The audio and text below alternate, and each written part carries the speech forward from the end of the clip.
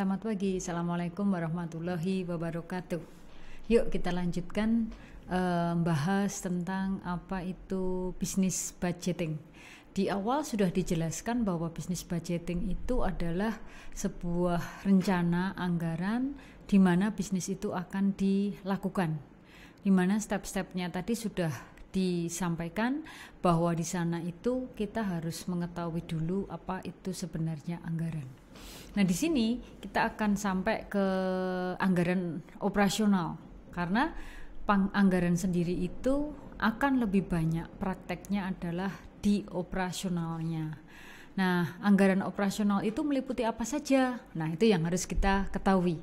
Nah, di sini yang pertama adalah anggaran pendapatan, mana di sana berisi proyeksi penjualan, kemudian ditambahkan dengan harga jual yang diharapkan.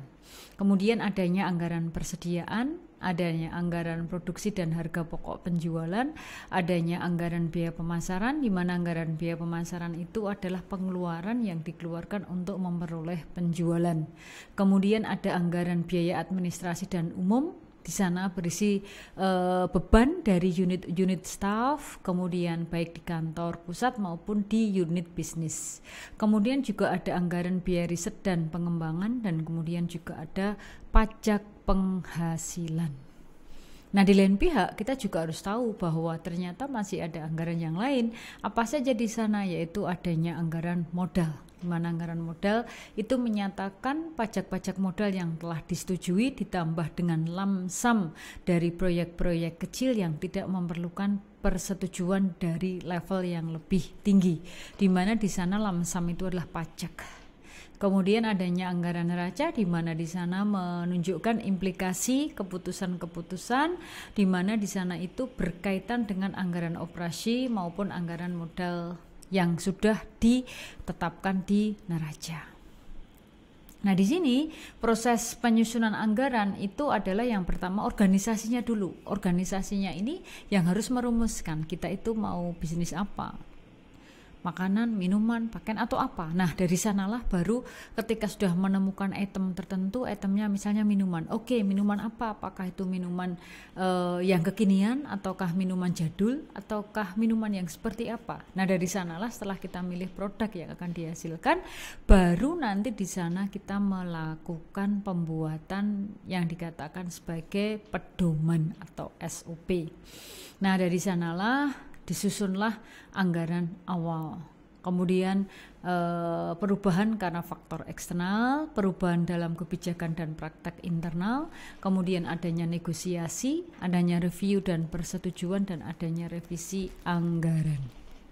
Nah, sekarang organisasi seperti tadi sudah Bu Eni sampaikan di sini bahwa organisasi ini adalah yang menaungi semuanya, yang menaungi di mana perusahaan itu akan mengambil langkah apa. Nah, di sini dikatakan bahwa biasanya departemen anggaran itu letaknya di bawah departemen kontrol. Karena apa? Anggaran itu harus dievaluasi sehingga departemen anggaran itu menyusun arus informasi dari sistem pengontrolan anggaran.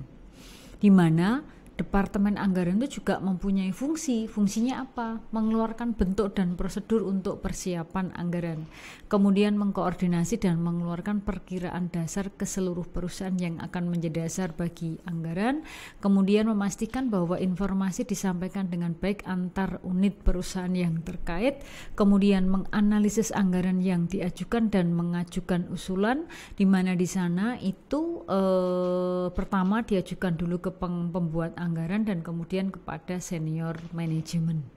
Kemudian yang berikutnya adalah menyusun proses pembuatan perbaikan anggaran selama tahun tersebut. Kemudian koordinasi itu sangat penting. Koordinasi pekerjaan dari departemen anggaran, di mana di sana itu yang eselonnya lebih rendah, bisnis unit dari departemen anggaran itu sendiri, kemudian menganalisis laporan pekerjaan terhadap anggaran, yang di sana nanti hasilnya dan menyiapkan ringkasan untuk senior manajemen.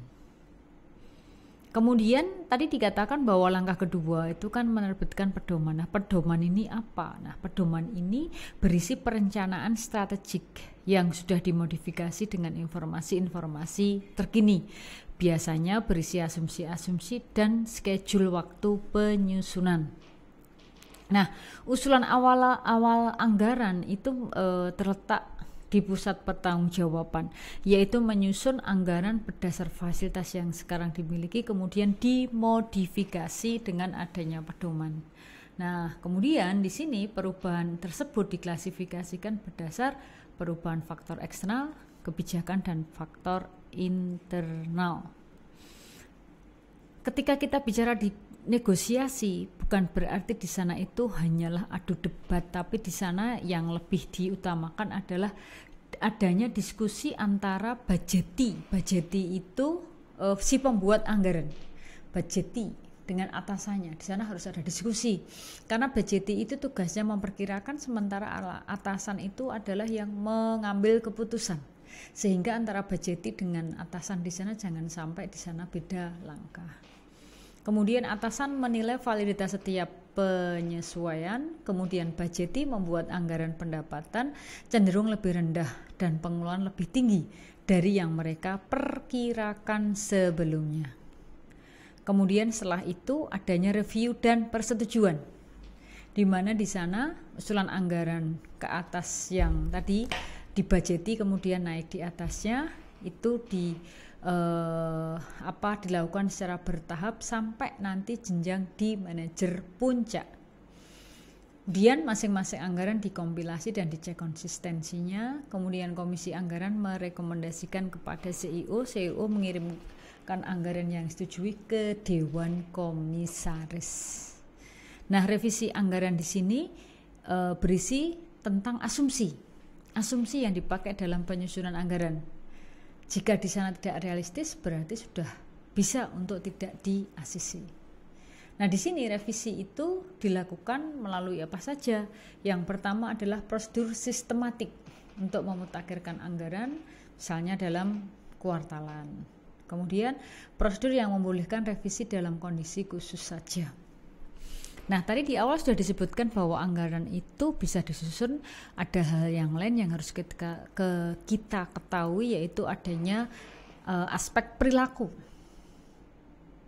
Di sana dikatakan bahwa tujuan daripada sistem pengendalian manajemen itu adalah mendorong manajer. Nah, kalau manajer kan berarti di sana manusia, agar dapat mencapai tujuan organisasi secara efektif dan efisien. Nah, disinilah mulai masuk aspek perilaku yang diutamakan di sana itu adalah dari si manajer terlebih dahulu.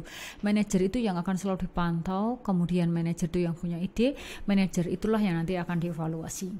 Sehingga di sana ketika nyusun anggaran seperti itu, pendekatannya ada beberapa. Yang pertama adalah top down, senior ke bawah. Kalau bottom up, bawah ke atas. Kalau participation, dua-duanya antara top down dan bottom up.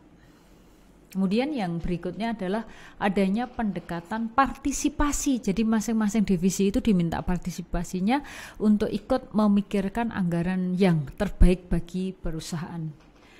Kemudian di sana juga harus disadari bahwa keterlibatan senior manajemen itu dalam sistem anggaran akan mendorong motivasi penyusun anggaran. Selain itu, senior manager tidak hanya tukang cap saja, tapi harus mereview dan menyetujui. Kemudian manajemen harus mengikuti hasil anggaran. Nah, sekarang ketika kita tahu bahwa di anggaran itu tentu berkaitan dengan hal-hal yang sifatnya masih direncanakan, dan direncanakan itu walaupun baru direncanakan biasanya akan ada pihak yang tidak setuju. Nah, makanya kadang di anggaran itu mengalami kesulitan karena harus melakukan analisis secara rinci.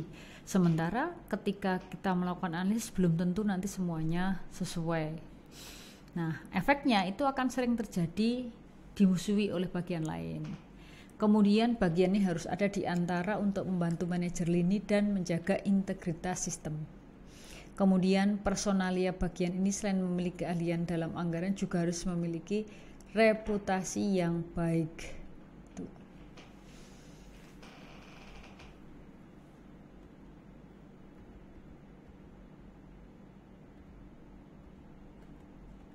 Nah, di sini yang harus kita ketahui ketika kita bicara adanya keterlibatan tadi, kemudian ada teknik di mana di sini ada teknik kualitatif, itu dilakukan dengan melakukan simulasi kemungkinan.